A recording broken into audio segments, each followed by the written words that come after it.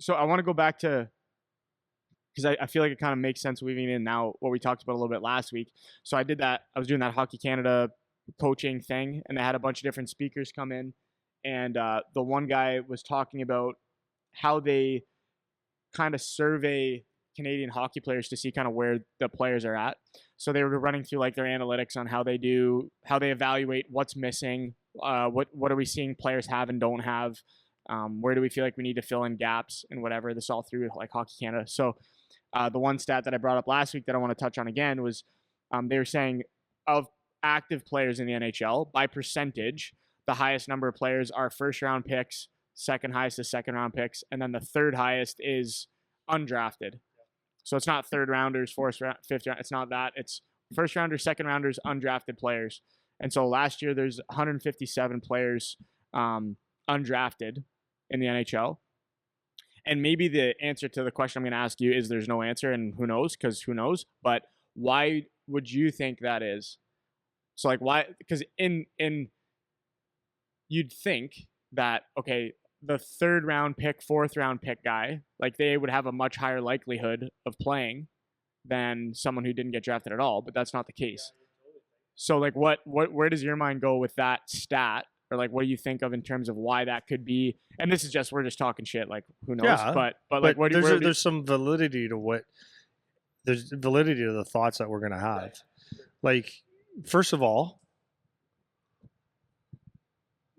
yeah, there's a lot of ways you look at this, right? So if someone has like first of all, it makes no sense, right? Like when you look at the after effect, right? You can't look at Arbor Jacki at 23 years old now and say, was he never drafted? It's impossible. Like, are these guys are scouts absolute idiots? But like one of the scouts told me that he was the worst player in the league at one point and they could not see it, right?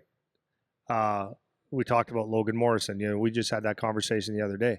So, okay, so let's just go back. How could someone just go to the question again? Like, how could it be the reality that the third highest percentage of players are undrafted that are in the NHL? Like, how could that be? Okay.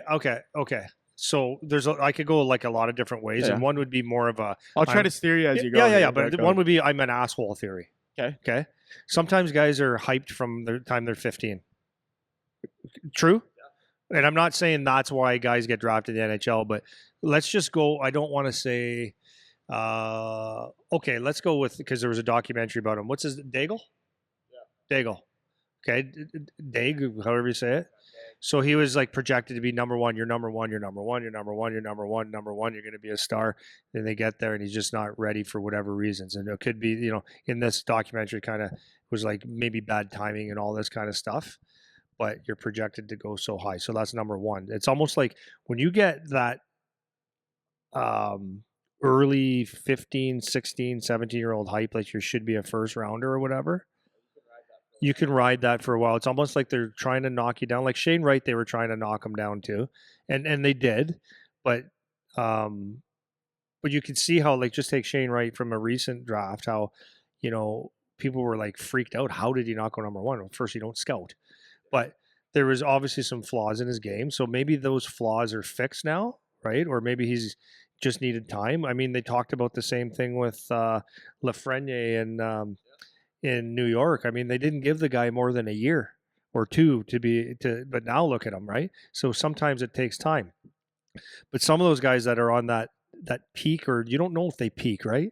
At 18, or they don't want to do the work, or they just get comfortable, or they get scared, or all those different things. They've never had to really work because they were just that talented. Like all those little things could add up to not being a star when you're drafted.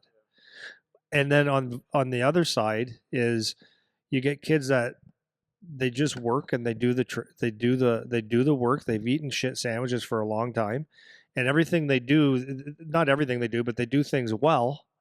But there's like one seed of doubt that just seems to not go away from us, the scouting community or the GMs.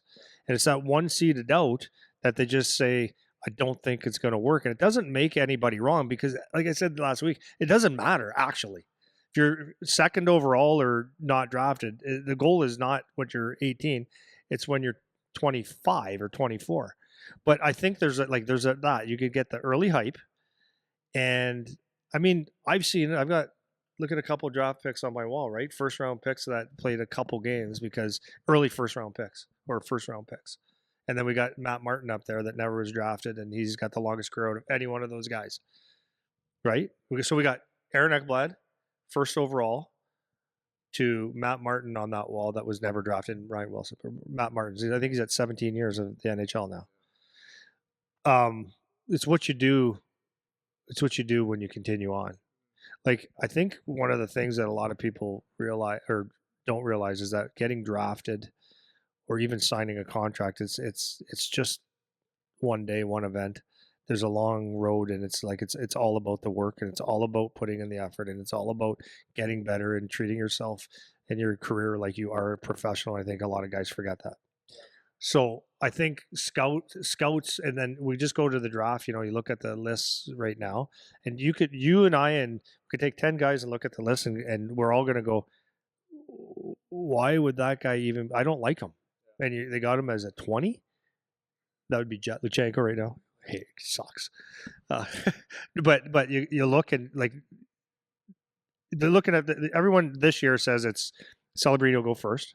That's kind of like a consensus. That could change, but then after that, no one knows who second, third, fourth, fifth is. It's what you like. So it could change, and scouts are going to make mistakes, and some scouts are going to be right, and it's just such a long way to project someone from 18 years old to being a pro. And then sorry, I'm all over. The last thing, not the last thing, but what I believe is really important is the guys that have the shit sandwich that are performing and doing well or doing the work and have the projected attributes of being a pro, but there's maybe a little bit of doubt there. They're probably going to work on it if they know that that's what they need to work on. Okay. They work hard. Yeah.